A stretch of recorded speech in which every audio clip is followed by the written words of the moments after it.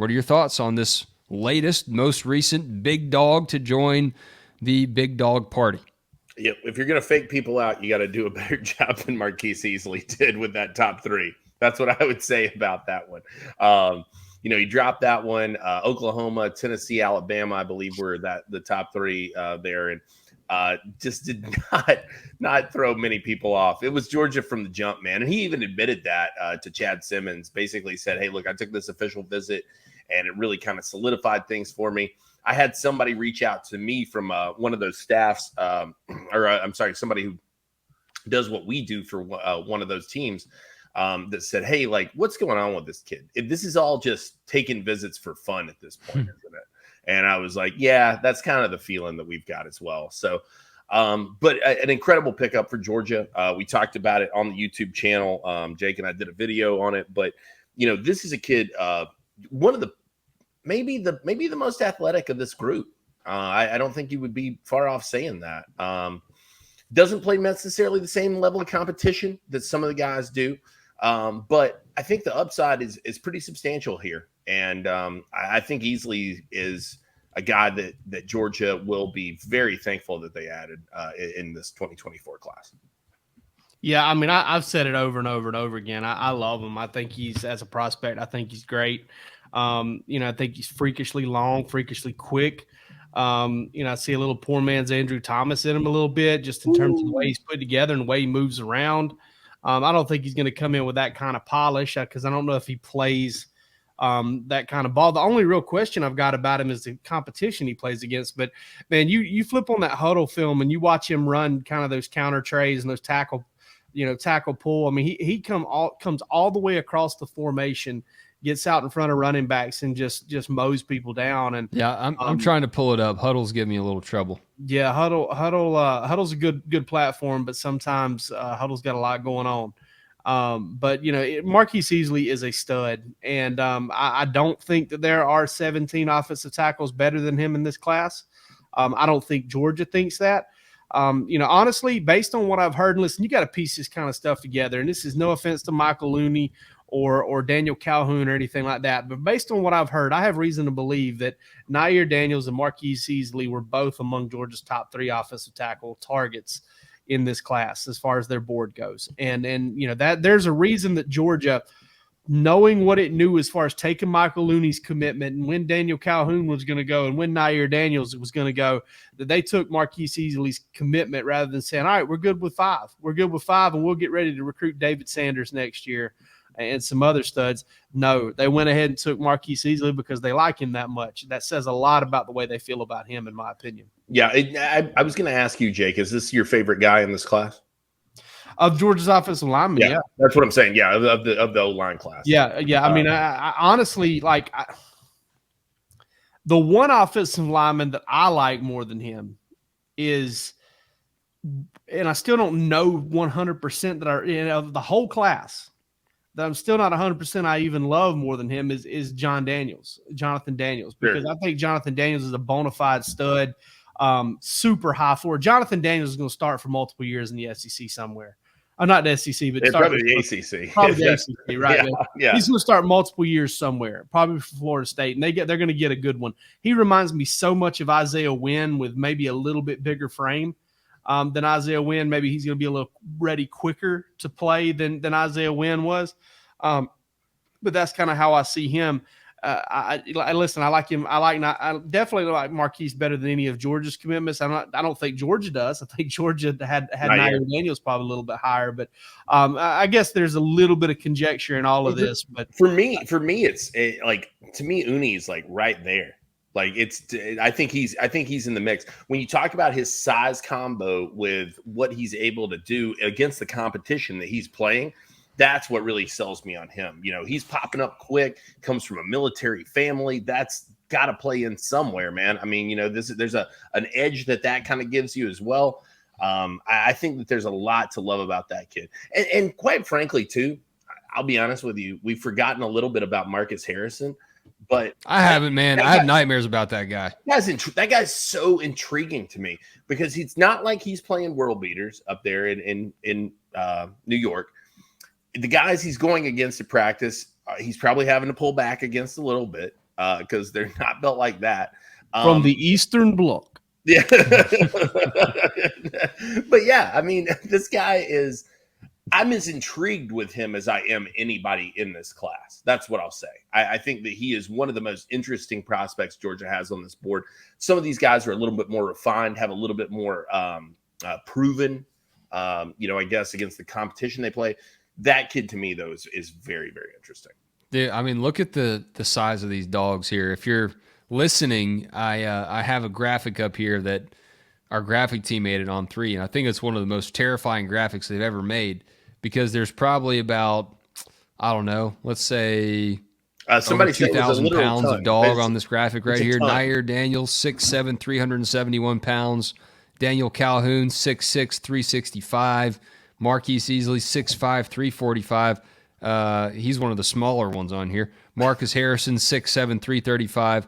Malachi Tolliver has a lot to prove at 6'5", 315, but he's not small either. And then there's Michael Uni at 6'7", 335. Yeah, dude, think about how big a 6'5", 315-pound man would look next to you. And then consider that he's the runt of the group in some degree here. My trusty iPhone calculator tells me that is 2,066 pounds. It's quick math by me, man, on a Sunday night after I've been at the pool for a couple hours. I'm pretty impressed with myself. No, but Jake Rowe and I spoke about this last week on a video we did for the On 3 Roundtable channel. This is reminiscent of a Sam Pittman offensive line class. 1,000%. Somebody on the board was saying, is this Sam, or they said, Stacy Searlson's recruiting at Sam Pittman level. I said, I would argue that this year is certainly Sam Pittman level, especially given what the expectations were going into that. I know we've continued to hammer that, but it is so important to think about. This is not a heavy O-line class, especially when you're looking close to home. You got to think, you got a kid out of New Jersey, you got a kid out of Illinois, you got a kid out of New York, you got a kid out of Texas in this fold. All right. So you got 4 dudes that are not within a 3 to 5 hour drive of, you're not pulling from Charlotte. You're not pulling from Florida. You're getting these guys from really, really far out. I don't know that anybody could have imagined that coming into this class. And that's what's impressive to me about it. I think for that reason, it feels very Pittman-esque in the way that Sam Pittman going up and getting Isaiah Wilson felt.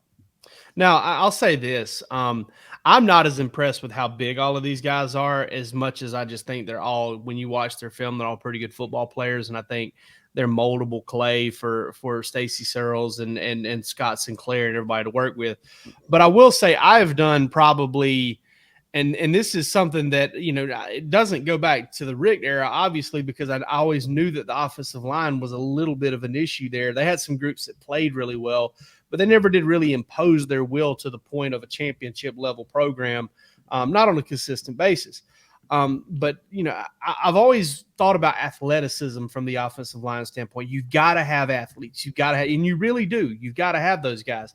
But you've also got to be able to, as Wes pointed out, you got to be able to hold up to that pounding. You got to be able to hold up to this tough schedule and all those big-time defensive linemen. So when you recruit guys this big, here's the philosophy. It's all right. Well, they are, you've got guys that are very few times is a guy going to be physically ready just to come in. He's got the body you absolutely need. You don't need to change anything. Something's going to have to change. Yeah. So if you got a guy 270 and you've got a guy 370, well, if the guy 370 can't get down to 330, then he's telling you a lot about him already, because that's an effort thing. But the guy 270 may have a hard time getting to 320 no matter how hard he works. All right. So there's some ambiguity there on what kind of player you've got. And I think that's where you're at, is like, hey, listen, Daniel Calhoun, for instance, they know Daniel Calhoun can be at 320, 330. He's big enough to handle this pounding in the SEC. And if he doesn't get down to 320, he puts himself in the transfer portal, because he's not going to play. He's not going to put in the effort to get that big. And I have every reason to believe Daniel Calhoun will do that. But I'm just using that as an example. And that's where this philosophy comes in. I've seen people, it's a dangerous place to be, but you get into them Facebook comments. All right. Let me tell you something, buddy. Those comments on Facebook, I love you guys. Thank you for reading our stuff. If you're a Facebook commenter and you're on here, I appreciate it. All right. but you can get into I'm talking about, Bobby from Wiregrass, dude. I mean, I don't understand what he knows, man. I mean, I don't know if he got a little too much Freon the last time he serviced somebody's AC or what. I mean, get your radon checked. Bobby, we got to settle down a little bit. We're talking about how fat these linemen are. Georgia don't need to be recruiting 255-pound cats. No, it's so much easier. I just want to reiterate that it's so much easier to go down than it is to go up. It's so much harder to put the poundage on. Yeah, that conditioning that Scott Sinclair does, man, like from 18 to 22. Yeah, it's an uphill battle for him. Not now. Not at 36. It's easy to put pounds on. 39, bro. If you need me to get to 370, I can get there. All right. Oh man, I can get to 370 and have a hell of a time doing it. Yeah. This is. I mean, at this stage in the game, and it's that. What's interesting about that is it's refreshing to hear that about a guy like Monroe Freeling.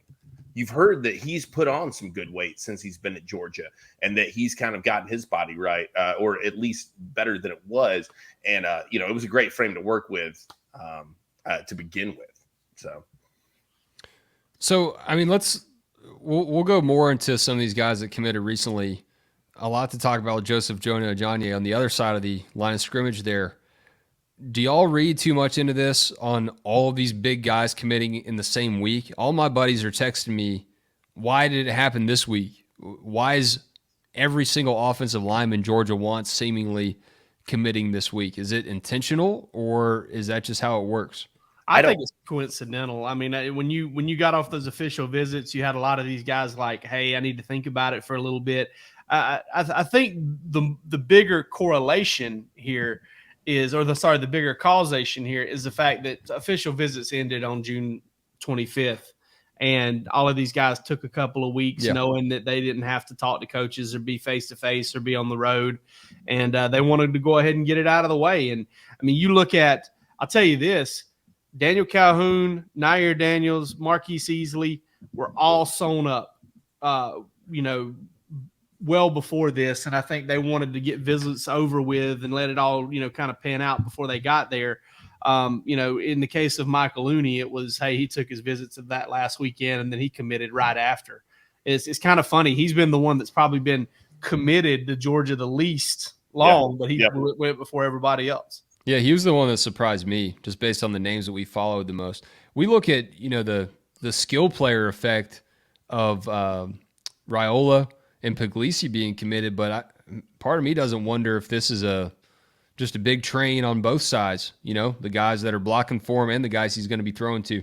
One of my favorite comments was somebody on Dog message board said that Dylan Raiola is going to be able to cook a brisket behind these boards, and then he's going to be able to trim it. Yeah, trim it, slather a little binder on there, pepper on there. I mean, I think that was Matthew C. And then somebody else quoted him and said, "And they're all going to eat it."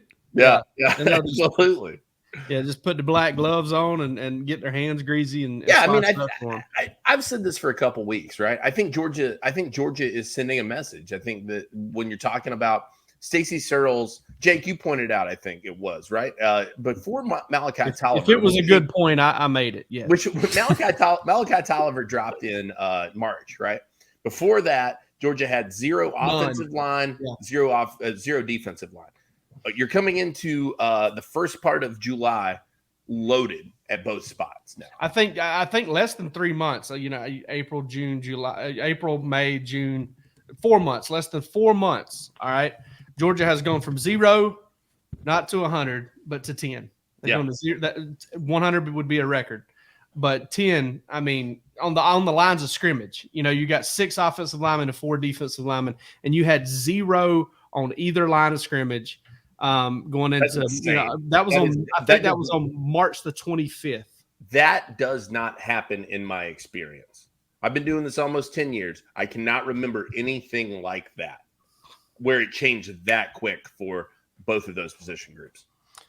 Jake, I was thinking like last summer for me was my first big summer with DawgsHQ, really in this kind of industry. Like I've worked in local news and stuff, and we covered the 5-star guys when they committed. But for this summer, I was thinking back to last summer. I was like, man, it really didn't feel like this. It wasn't like It wasn't. bang, It wasn't bang, like bang, that. bang, bang, where we were just on our toes waiting who's going to drop next. And this week in and of itself has been wild, man. No, It's been fun too because I haven't, for those who have followed my work and the things that I've been able to do over the past few years, it's been a while since I've been into kind of the recruiting thing. And, to be able to get back to the old days and talk to Nair Daniels and talk to Joseph Jonah Ajanye for advanced quotes on a commitment and to, kind of hear their voices and understand what it's like. Man, I miss that. I miss that a lot. Talking to these kids before they're about to make a big decision. I talked to Nair Daniels' mom for a few minutes a couple days ago, and sweetest lady ever. And you could just tell there was so much excitement, there. And, I get this. I felt like there was a meeting at some point in March, and, Kirby Smart just kind of banged on the table a little bit. And, they just all kind of put their aviators on like Agent Smith from The Matrix, and let's go do it. Let's go red pill these guys. And they did, man. I mean, 10 guys, and they're there. I don't think they're done on the D line. They're done on the offensive line, though. And let me tell you something. Go ahead and they're not done. It's not. I don't think that's fair to say. They're going to have to continue to fight. Yeah, right. I'm saying they're done recruiting other guys at this point. Right. Yeah. I mean, but listen, you got the chance here, and this is what I've said continuously about this class. The way that you're moving into this season, you're going to really be able to zero in on some dudes and just kind of sit back, and I use the term crank the rod. You're just going to be able to sit there and let them tire themselves out because you've got most of the pieces in place. And so let's say you do lose one of these guys, which is not out of the realm of possibility. We haven't heard that's going to happen. I, at this point, would not project that to happen. But let's just say you do. There are other guys you could possibly pivot to if you really wanted to take 6. Jonathan Daniels is a guy that I think Georgia would probably ring again if one of these guys decided to look elsewhere.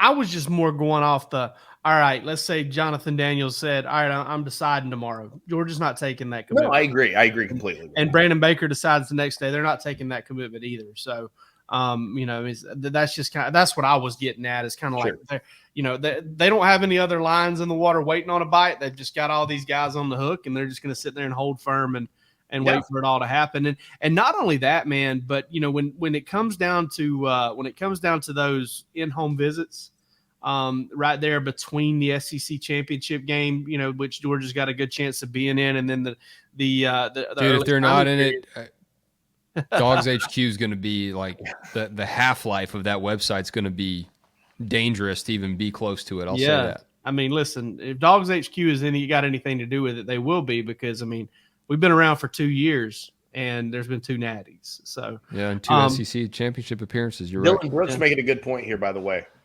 Bama, Tennessee, LSU is still looking for the big guys, man. Yeah, Texas is cranking up the NIL. Georgia has done a fantastic job in securing some of the best of the nation. I will give LSU some credit for that Ethan Callaway pickup, but he's a guy I really like. I do too. I like Ethan Callaway a lot. Yeah, I think he's a good player. But there's work to do for those squads. And think about this: if Oregon gets Brandon Baker and Florida State gets Jonathan Daniels, I don't know, man. Taking some of the biggest the big boys are off the board. Yeah, Georgia went to the hardware store and said, "You got any minnows?" And then went back there and just put a big old net and grabbed them all at one time. Give me a bag. They got all the fat minnows. They got all the biggest crickets. Going to everybody to go catch some brim, baby. What is Stacy Searles doing tonight? He's probably doing that. Him and Bobo are probably night fishing right now. Yeah, that's what I'd be doing. I heard that. I've heard tale of that happening a time or two. Yeah. Is Searles a stogie guy? You think he's got a big stick? Just I would assume reeling him in. I would assume so, or maybe a real nice bottle of brown. Somebody's asking in the comments here, and it's the title of this show tonight. What's next for Georgia? And we saw that KJ Bolden will announce at the beginning of August there, and that probably, to me anyway, feels like it's about 8 months away. And we'll get to Joseph Jonah Ajanye in a minute, because I think he is deserving of his own spotlight in the middle of all these O-line guys. Y'all got any leads? Who's like already put their commitment date out there that Georgia fans should be looking forward to? Bolden's really the one who's got it locked in. He's really the only one who has it confirmed. Now, Justin Williams, the 5-star linebacker, I think that could come down pretty much at any point. And so definitely something to keep your eyes on. Rhett Womack over here mentions feelings on Williams Nwaneri. Billy's in. Yeah, I think, yeah. I think that that's a guy who I expect to get it done by the start of the season as well. But again, we're just playing with hypotheticals in those instances. Bolden's the one who has it locked in. And right now, I would still pick Georgia when we're talking about KJ Bolden. What's tough for people, I think, is that there's a wait now. You're probably going to have I don't know what people are going to do after you go 6-7 days without a commitment. People are going to be trying to put Trey Scott's head on a pike. I mean, they're going to be trying to get rid of some of these dudes because everybody's a little spoiled right now, and I get it, I understand. But I think that Georgia in a really strong spot moving in with all three of those names I just mentioned: Justin Williams, KJ Bolden, and Williams Nwaneri. I am really worried about Georgia fans putting on creepy glass cherub mask and going and wielding axes in the streets right now. The Purge. Yeah, I feel like that's going to happen. At least is that a Northwestern reference? Yeah, it's from the movie The Purge. I feel like I don't know, man. It's what just happened, and we told folks it was coming, and I think still folks just got so excited about it. I did too. Like I still had my doubts, and I kept throwing them out there, like, all right, as all these dominoes fall, is one of these dominoes just going to kind of step out of the way and say, hey, not me? But I'm with Roos. I still think Georgia's going to get KJ Bolden, and that's the guy you're talking about that has the set date. I think Justin Williams could go soon. I kind of had a back and forth a little bit last night on the Dog Walk, our message board. I was hearing it wouldn't happen soon. I was hearing it could possibly happen soon. So we've maintained, or I have, for a while now, that Georgia's in a really good spot. That we've got some more intel on that network wide on Justin Williams. So, come on over to On3 and check that out. Don't want to, let away all the secrets here. Last check, and it's been a couple, 2 or 3 days. Georgia was still kind of trending and still the team that was in the best shape with Williams, Nwaneri. Is that what I said Nwaneri. Nwaneri, whatever. Georgia's in good shape there. So, and when we're talking about that, we're talking about the nation's number one linebacker. We're talking about the nation's number one defensive lineman. We're talking about the nation's number one safety. So, and that goes with the nation's number one stars, 3 5-stars. And that's to also go with the nation's number one quarterback and the nation's number one cornerback. Like, as sick as you felt like this run just was, if you get that run, that's even sicker. If it happens like that between now and August the 5th. Well, think about what the class would be if it just ended today. Yeah. It would be tremendous. It would be fantastic. It's everything you want. It would be fantastic. And here's what I've said about the KJ Bolden thing. Georgia is in a tremendous spot at defensive back if the class ends today without KJ Bolden. Yeah. I think they get it. But if they didn't, they'd still be okay because the guys that they have in place are some of the best in the nation. I mean, Peyton Woodyard, Jalen Hayward, those are 2 tremendous safeties in this class that Georgia wanted that bring it all to the table. You've got other teams chasing them in a major way, and I get why. But Bolden is, and it's almost crazy to say this, he's almost a luxury more than a need at this point. It's like you're hurting other teams more by taking him than you are addressing your own needs by getting him. Oh yeah, there's a lot of that. Look what Rusty said here on Twitter. I've had this up for a minute here, but I want to call attention to it for anyone who's just listening on the podcast. Rusty Manziel tweeted, "In my 13 years in the business, not sure I've seen UGA on a streak like this. They are adding big-time targets to this 2024 class in July." And in true Rusty fashion, he's just got a couple words there that are in all caps. But Rusty is on vacation right now, and everyone on our board wants him to stay there. And I want him to come back. I want him to come back on the show and talk some more. But I don't blame him. I don't blame anyone who's following along with Rusty's vacation and just telling him to stay at the beach or wherever he's at, because if you're superstitious or just a little bit stitious, it's been a pretty big run since he went to the beach. Yeah. Yeah, and the thing that kind of gets me about this whole thing, and the thing I think everybody needs to realize is when you start talking about these numbers, all right, let's say Georgia gets KJ Bolden. I think they're probably going to be in danger of losing Peyton Woodyard. I'm not saying they will, but I think that's a very real possibility, much more so than it is already. Maybe even be talking about a flip to Alabama. DeMarcus Riddick is almost certainly not going to be part of this class for Georgia. So if you start to look at it that way, Georgia's got 26. They get the 3. They're up to 29. They lose the 2. And when I say get the 3, Williams, Nweri, and Justin Williams, Nweri, and KJ Bolden. All right, so that takes them to 29. But then you talk about taking away DeMarcus Riddick, and you start talking about taking away Peyton Woodyard. Listen, Georgia's class is still going to trend up from a ranking standpoint, even losing those 2 guys. But, that takes the number down. And instead of looking at 29, you're looking at 27. They still want to add Nate Frazier.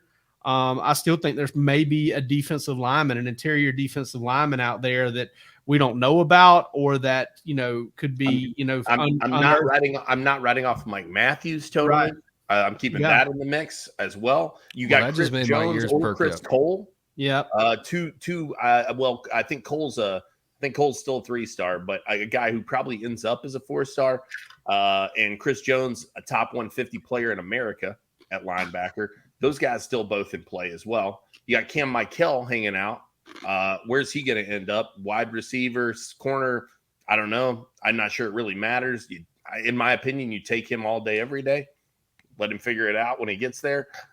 The names that are still involved, that's what's crazy to me. Somebody asked me today, they said, gosh, we got to be close to done. Like, right? And I said, look, I can name you 10 guys that Georgia's still heavy in it with. They're sitting at 25 right now, I believe, right? 25, 26? 26. 26 today.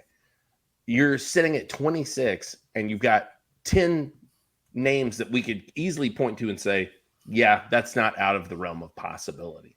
I'm telling you, though, man, if I'm Georgia and I get Justin Williams and you tell me, hey, you got one more, you can take an inside linebacker, or you can go evaluate and find yourself maybe a project on the interior defensive line. Oh, yeah. I'm going to go take that interior defensive lineman. And no, that's no offense to Chris Cole, who is a freak, and Chris Jones, who I really like. I think Chris Jones might be able to give you some edge. Jalen Walker a little bit there. I think he might be able to give you some edge and play inside linebacker. I like him a lot. But if I'm having to pick, I like the idea of going out there and trying to find a Devontae Wyatt or or somebody like that on the interior defensive line, somebody that's worthy of a late offer. Yeah.